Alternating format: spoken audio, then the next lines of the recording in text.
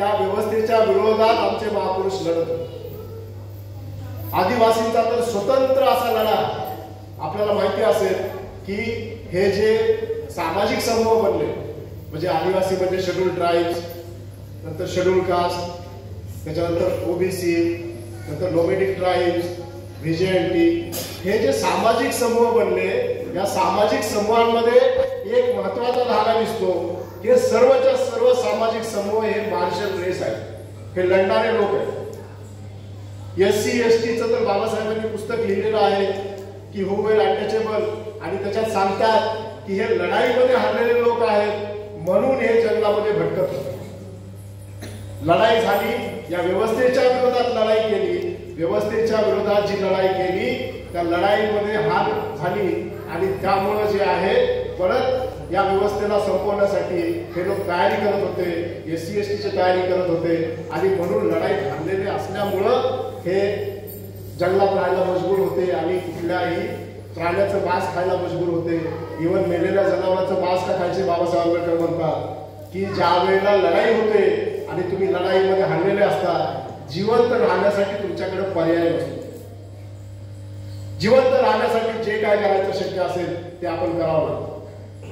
तुम्ही जर कदाचित डिस्कवरी हे चॅनल बघत असाल, त्याच्यामध्ये एक तो आहे बेअर ग्रिल्स. व्यवस्थेनं जे आम्हाला गुलाम बनवलं होतं, या व्यवस्थेने आमच्यावरती जे बंधनं लागले होते तशाच पद्धतीचे बंधनं त्यावेळी ज्यांना एक बिरसा मुंडाला दिसत होते म्हणून त्यांनी त्या बंधनांच्या विरोधात, त्या गुलामीच्या विरोधात आंदोलन उभं केलं. आणि ज्या लोकांनी बंधनं टाकले ते लोक ब्रिटिशांच्या सोबत होते. आताच रामोजी भांगरेंचं जाधव सरांनी उल्लेख केला की त्यांना पोलीस पाटील होते ते आणि वरच्या पदावरती त्यांनी अर्ज केला होता.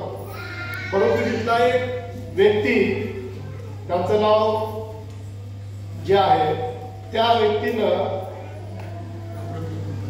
अमृतराव कुलकर्णी, त्या व्यक्तीनं जे आहे की खोटी तक्रार केली आणि त्यांच्या विरुद्ध खोटा रिपोर्ट दिला, ज्यामुळे त्यांचं जे आहे सिलेक्शन होऊ शकलं नाही. योग्यता असताना देखील सिलेक्शन झालं नाही. तेव्हा त्यांना लक्षात आलं की ही व्यवस्था काय आहे. ज्या लोकांनी आम्हाला हजारो वर्षापासून गुलामीत ठेवलं, ज्या लोकांनी अनेक बंधनं आमच्यावरती लादली, तेच लोक त्यावेळेस देखील विरोध करत होते. हे क्रांतिकारक रामोजीराव भांगरे बघत होते. म्हणून त्यांचं त्या ठिकाणी जाहीर भांडणच झालं.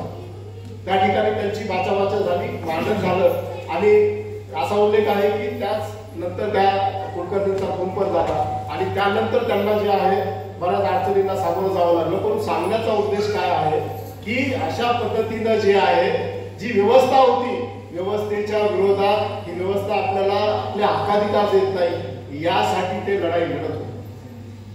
मित्र, सांगण्याचा उद्देश हा आहे की आज 21वावं शतक सुरू आहे, हे 2025 आहे.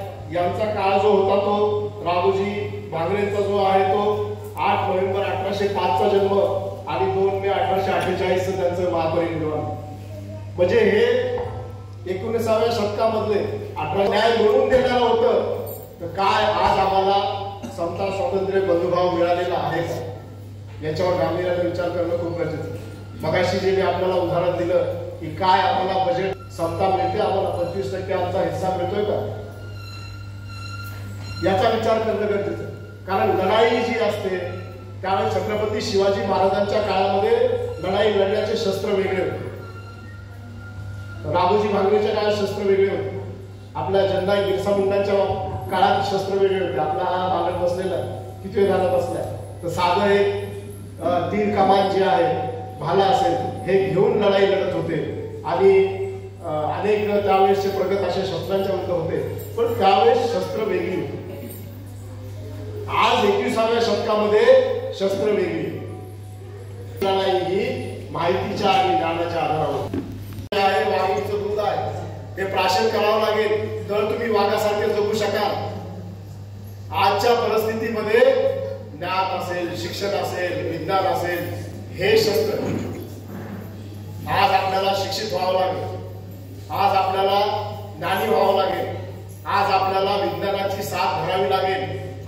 हे जर आपण केलं तरच आपण म्हणू शकतो की आमच्या महापुरुषांनी, जननायक बिरसा मुंडांनी, क्रांतिकारक रामोजी भांगरेंनी ज्या उद्देशासाठी लढा केला ज्या उद्देशासाठी आंदोलन केलं त्या उद्देशाला आज आम्ही सफल करू शकतो. हे केलं तरच शक्य आहे. तर हे आपल्याला करावं लागेल. आपण केवळ जरी विचार केला की ते बहुसंख्येनं आदिवासी समाज आहे, शेड्यूल ट्राईब, अनुसूचित जातीचे या ठिकाणी उपस्थित लोक आहेत,